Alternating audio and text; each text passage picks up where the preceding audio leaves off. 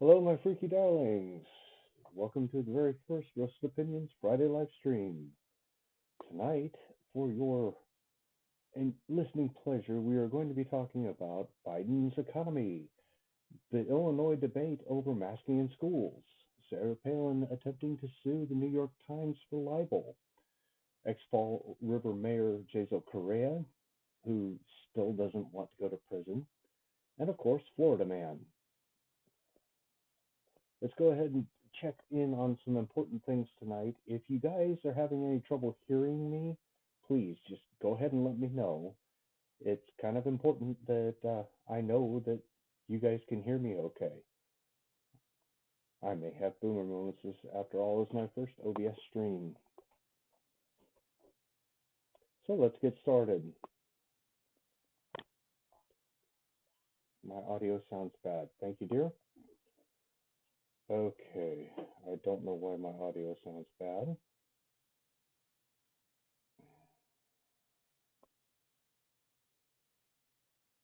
My audio sounds like crap.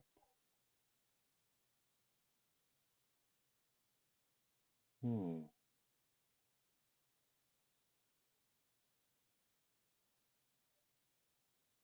Well, I don't know how to fix this, but we'll just have to tough our way through it.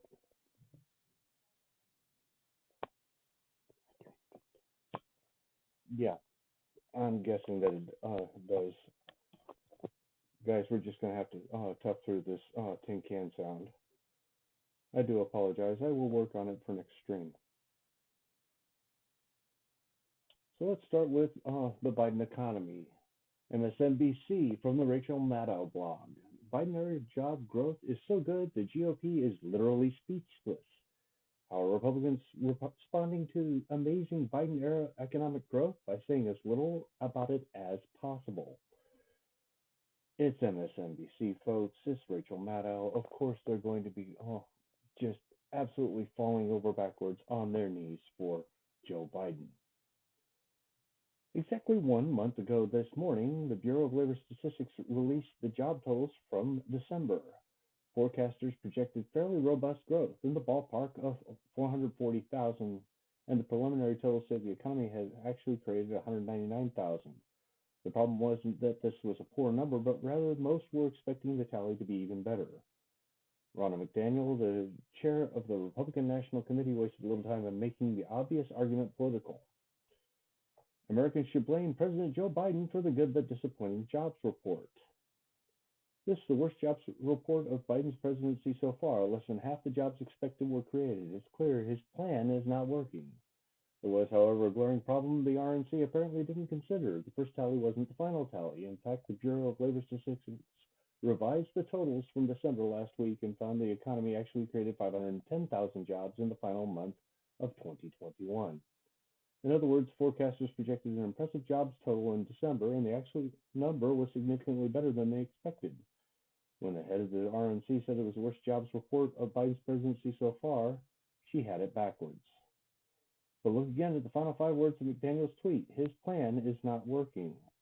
As far as the Republican National Committee chair was concerned, there's a direct correlation between the Biden White House economic agenda, the president's on-job performance, and monthly job totals. And when the numbers are disappointing, it's necessarily proof that the presidency is failing. And they go on. Well, allow me to retort. Ladies and gentlemen, the inflation numbers came out. Year-over-year inflation is 7.5%. Gasoline prices for the national average are up 99.3 cents in the last 12 months and up a buck 47 and a half since April of 2020, which means that, gas costs almost half again as much as it used to.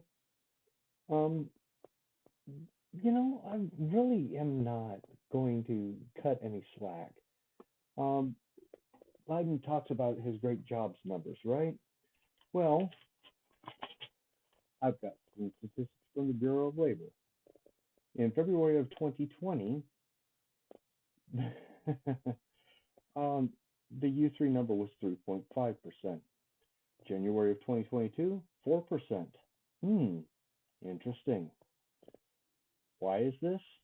Because we have to account for COVID. And comparing pre-COVID numbers to now is how this is best done. People can complain about this, but they really need to make sure that they are comparing the numbers from before to the numbers now, not the numbers from, like 12 months ago on jobs, because 12 months ago half of the country was out of work from COVID. You have to ignore that big divot and go to a point from before that, and our numbers are actually lower. Okay.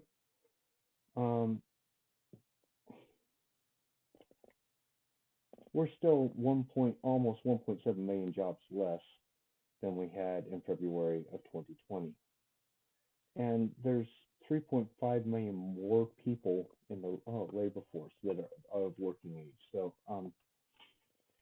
yeah, forget about it. Let's see. How about we try something else?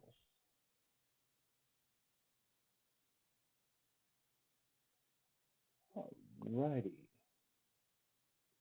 Debate over masking school students rages as more states drop mandates. This is from Center Square on February 10th. Some teacher unions have lashed out in Illinois this week after a judge issued a temporary restraining order halting Governor Pritzker's mask mandate for students and school staff. Mask rules have created challenges at schools across the country, sparking protests, lawsuits, and contentious school board meetings. The U.S. Centers for Disease Control and Prevention have recommended universal mask use in schools, but most Republican-led states have made masks optional for students since the beginning of the school year with few problems. Now many Democrat-led states are following suit, just not yet in Illinois despite the court ruling. On Friday, Sangamon County Circuit Court Judge Raylene Grishow deemed null and void Pritzker's emergency rules through the Illinois Department of Public Health concerning COVID-19 mitigations for schools. That ruling sent many of the state's more than 850 school districts scrambling to come up with new policies. It also gave some students a choice about mask use in school for the first time since the beginning of the COVID-19 pandemic. Some schools closed Monday to figure out the plans, others went mask optional, and others still required masks, including Chicago Public Schools. Folks, you got to understand, when it comes to the teachers unions in Illinois, especially the teachers unions in Chicago, they've got the glad hand. They've definitely got the glad hand on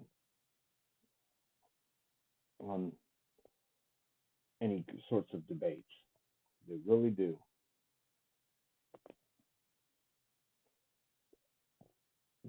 The teachers unions in Chicago Public Schools, if they get instructions that they don't like, they'll actually just freaking ignore them. They will absolutely shut things down. They will call a work stoppage, and the students just won't go to school for 3, 4, 5 days. And that's an awful lot of power. And the Chicago mayor can do nothing about it. The parents can do nothing about it. The governors can do nothing about it. The Chicago Public Teachers Union controls everything when it comes to education in Chicago, and that's not a healthy situation. So yeah,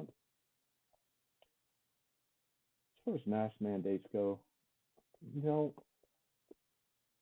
guys, mask mandates aren't really stopping much. They're not really slowing much of anything. They're not preventing infections. They're not preventing disease. They're not really accomplishing much. So with Omicron subsiding and most of the country vaccinated, I think it's time to go ahead and lift those mandates. I'm fine with lifting them. And Just because they lift the mandates doesn't mean that people have to take off their masks and aren't allowed to wear them. People can always choose to wear masks if they're still not comfortable. But the mask mandates, especially the way they're being implemented in states like Illinois, are freaking ridiculous. Kids are getting thrown out of school because they show up without their mask.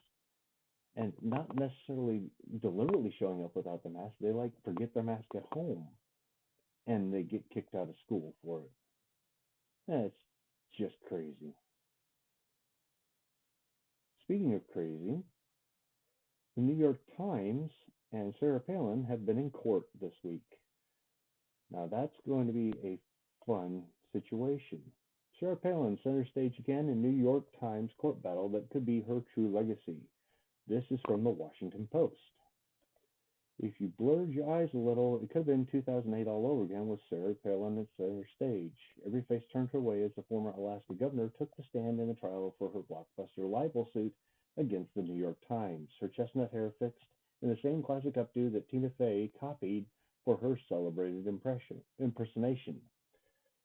Palin joked warmly with the judge about her 5 children and grandchildren and declared with a familiar touch of whistle in her voice that anyone who hasn't visited her small frigid hometown is missing out. Thanks, guys. I'll see you tomorrow, she brightly told the paparazzi who chased her to a black GMC Yukon XL, a handsome new escort at her side, after a brief first appearance in the witness chair Wednesday. Back in the hot seat Thursday morning, for the trial's most anticipated testimony, she vividly compared herself to David slinging stones at Goliath-like times, fighting untruths and trying to work for the integrity of the media. Yet all the old star power Palin unleashed in Manhattan over the past few weeks mostly serves as a contrast to her marked absence from the national media political radar over the past decade. As the feisty, plain-talking Republican nominee for vice president in 2008, Palin foreshadowed the celebrification of politics and helped hone media bashing into a key Republican strategy long before Donald Trump declared journalists the, quote, enemy of the people, unquote. But she never managed to ride the style of politics she helped perfect to a position of power. Her most notable media appearance in recent years was a cameo as the dancing bear on The Masked Singer. The Washington Post goes on. What it boils down to is that the New York Times editorial board published an opinion piece in which they claimed that Sarah Palin's stuff that she was putting out in 2011, her map of where Congresswoman Gifford was traveling in Arizona on a campaign trail, was used to kill 6 people and wound others, including Congresswoman Gifford.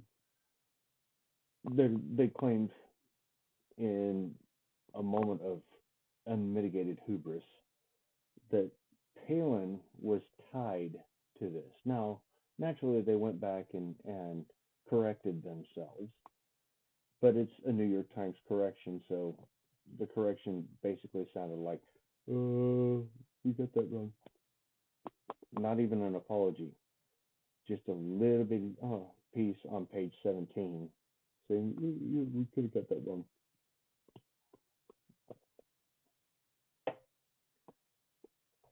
Sarah Palin, being a public figure, normally would not have any grounds to sue a newspaper or any other media organization for an editorial piece. But in this case,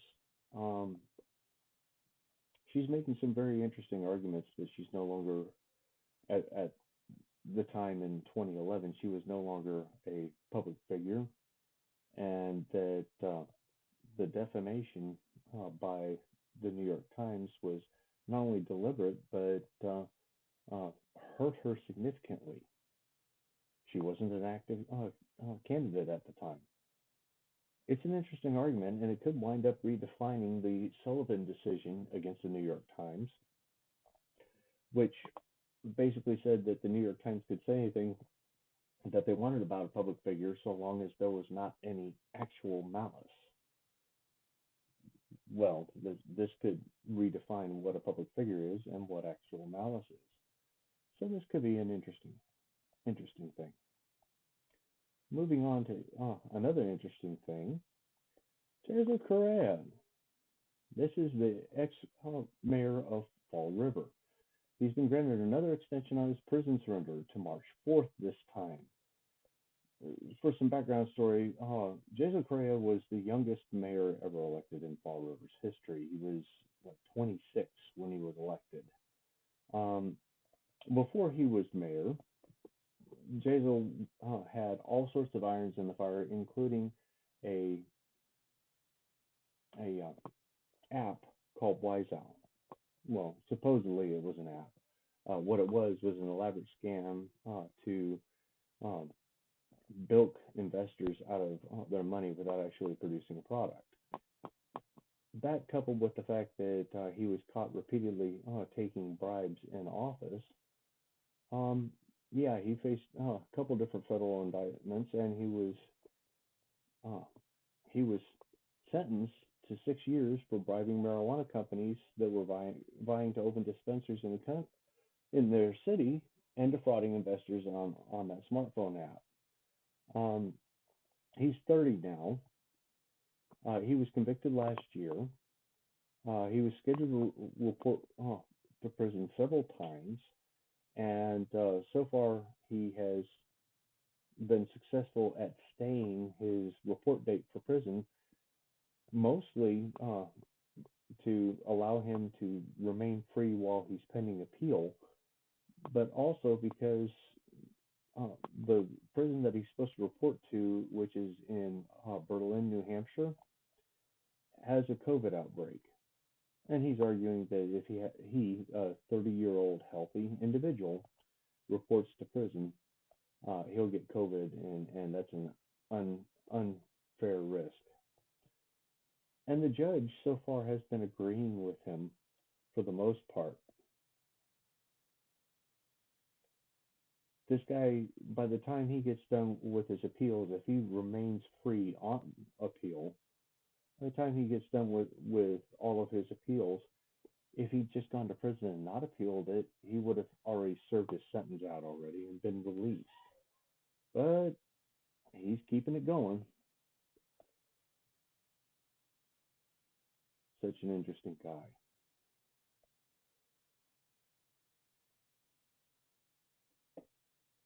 Alrighty.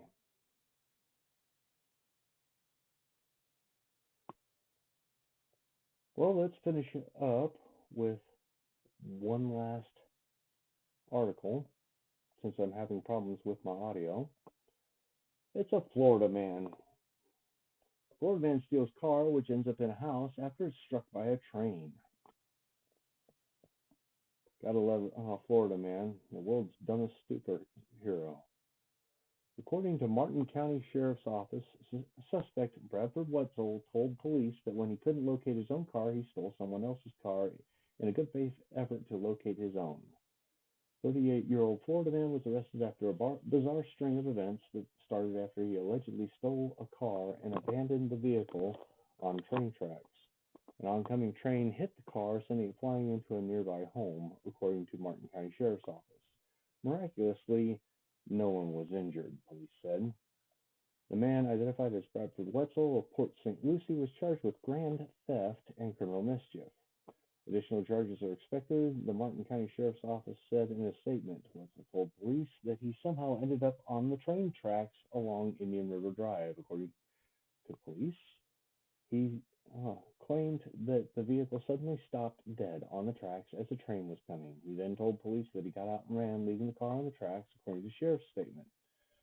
Police say the man told them that within seconds the train hit the car, hurling it into a nearby home where the homeowners were asleep. The suspect then allegedly told police he continued to a nearby fruit stand where he reportedly vandalized the business and tried to steal a forklift. Suspect told police it was best to flag down the responding deputies to let them know he was still looking for his car. Sheriff's officers shared the story in a Facebook post, started the post by encouraging those who read it for themselves. No title could explain this case, but the details, well, it's best to just read on. Folks, don't drink and drive. This guy stole somebody else's car, stranded it on the tracks, got it hit by a train, knocked into somebody's house. God knows how much mess he made. Don't drink and drive, folks. And that's going to be it for tonight. I'm going to sort out whatever is going on with my audio, and I guarantee you that next week will be better. Have a good Friday, everybody.